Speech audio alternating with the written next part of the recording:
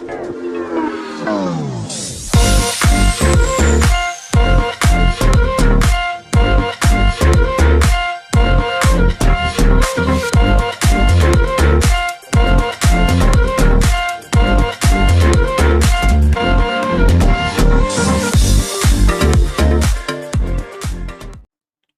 semua, salam sejahtera Malaysia. Selamat datang ke channel Fels Lifestyle. Kembali lagi dalam satu lagi isu yang tergempar. Tuan-tuan dan puan semua, ini bagi saya mungkin ini adalah satu case ataupun satu kehilangan yang pasti mengejutkan ramai, mengejutkan seluruh Malaysia. Daripada sebuah tajuk berita, polis mohon bantuan, kesan Zul Khairuddin. Akhirnya polis membuat satu pendedahan di mana polis memerlukan bantuan untuk mengesan seorang individu. Siapakah individu ini sehingga kan polis meminta bantuan ramai. Jadi bagi saya ini satu kehilangan yang pasti mengejutkan ramai. Dalam artikel ini, tuan-tuan dan puan, polis memohon bantuan orang ramai mengesan lelaki orang kelainan upaya ataupun OKU yang dilaporkan hilang sejak 14 Mac yang lepas. Ketua Polis Daerah Sabak Bernam, Superintendent Agus Salim Muhammad alias, beliau berkata, lelaki yang hilang itu dikenali sebagai Zul Khairuddin Idris. Zul Khairuddin Idris yang berumur 41 tahun. Beralamat terakhir di Jalan Lama, Kampung Pancang Bedena di sini. Beliau berkata, kes orang hilang itu dikendalikan Balai Polis Sungai Besar. Mesti ada satu sebab kenapa sehingga media membuat liputan ini berkaitan dengan lelaki yang bernama Zul Khairuddin ini, Zul Khairuddin Idris, seorang lelaki orang kelainan upaya ataupun OKU yang dilaporkan hilang sejak 14 Mac lepas. Siasatan juga mendapati lelaki tersebut menggunakan motosikal SYM 185 berwarna hijau dengan nomor pendaftaran VGS 9576. Siasatan juga mendapati lelaki itu menggunakan motosikal jenis SYM 185 berwarna hijau dengan nomor pendaftaran VGS 9576. Sehingga kini dia masih belum ditemui dan tindakan pengesanan sedang dijalankan.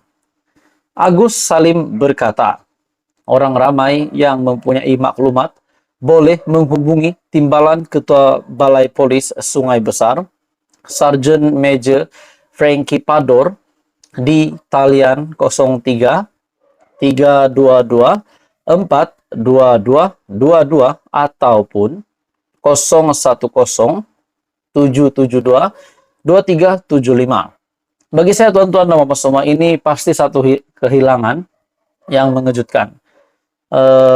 Lelaki yang hilang ini mesti satu isu yang mengejutkan ramai, terutamanya di kawasan setempat di mana lelaki itu menetap, dan sudah pasti ini mengejutkan ramai orang, terutamanya kepada keluarga dan rakan lelaki tersebut juga. Dalam artikel ini juga, menurutnya, Agus Salim berkata, menurutnya, maklumat juga boleh disalurkan kepada Pusat Kawalan Daerah Sabak Bernam di talian 03 322 45963 atau mana-mana balai polis berhampiran. Jadi saudara-saudara, bagi saya ini satu isu mengejutkan. Apa komen Anda? Teruskan bersama di dalam channel ini untuk info yang lebih hangat. Jangan lupa tekan butang like, share, dan subscribe. Hai semua, salam sejahtera Malaysia. Saudara-saudara, tuan-tuan dan puan, satu berita yang saya nak sampaikan hari ini berkaitan dengan Perdana Menteri dan juga seluruh menteri di dalam Kabinet Kerajaan Perpaduan. Sebelum saya meneruskan isu ini, sebelum saya meneruskan berita ini, saya meminta jasa baik Anda untuk bantu channel ini dengan menekan butang like, share, dan juga subscribe. Dalam satu artikel, Perdana Menteri berbuka puasa bersama barisan kabinet. Menteri Besar dan Duta Asing. Rupanya Perdana Menteri berbuka puasa bersama barisan kepimpinan menteri di dalam Kabinet Kerajaan Perpaduan, bersama juga dengan Menteri Besar dan Duta Asing. Dalam artikel ini, Perdana Menteri Datuk Seri Anwar Ibrahim berbuka puasa bersama barisan Kabinet serta ahli Dewan Rakyat dan ahli Dewan Negara di Seri Perdana di Putrajaya. Majlis itu yang dihadiri kira-kira 1.000 tetamu turut disertai isterinya Datuk Seri Dr. Wan Aziza Dr. Wan Ismail, Menteri Besar, Ketua Menteri, Duta Asing, dan barisan penjawat awam. Antara yang hadir ialah Timbalan Perdana Menteri Datuk Seri Fadilah Yusof serta Menteri Komunikasi dan Digital Fahmi Fadzil. Turut hadir yang Dipertua Dewan Rakyat Datuk Johari Abdul, yang Dipertua Dewan Negara Tan Sri Rais Yatim, Menteri Besar Johor Datuk On Hafiz Ghazi, dan Ketua Menteri Pulau Pinang Chow Kon Yeow.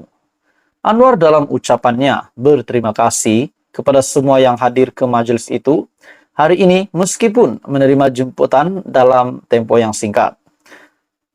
Majelis itu turut diserikan dengan kehadiran anak yatim dari Sekolah Tahfiz dan Asrama Anak Yatim Angkatan Tentera Malaysia.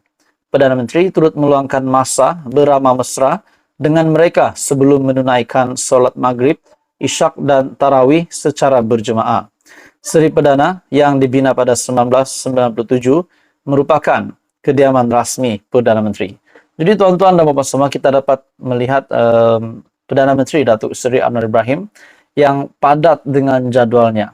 Sebelum ini beliau telah melawat ke Arab Saudi, beliau telah melawat ke Kamboja kalau saya tak silap, dan juga ke China bertemu dengan Presiden China untuk berbincang berkenaan dengan perhubungan di antara dua negara itu, yaitu Malaysia dan juga China.